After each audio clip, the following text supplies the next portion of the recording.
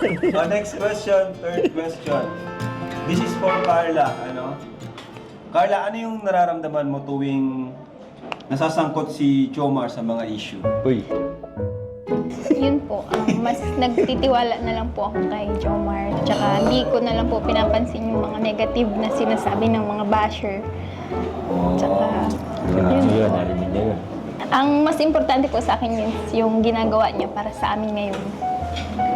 Yun po. Anong ginagawa niya para sa inyo? So, para sa inyo na pati, hindi para sa akin. Eh, syempre, bro. Ano yun? Inyo. Sabihin may something na may kayong dalawa na. Oo, bro, hindi ka nakasama.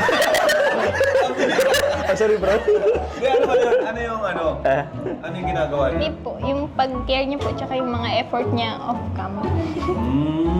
Sabi ko. Sabagay, nagsusundo ko na doon ni Papa James eh. Okay, next question. Next question.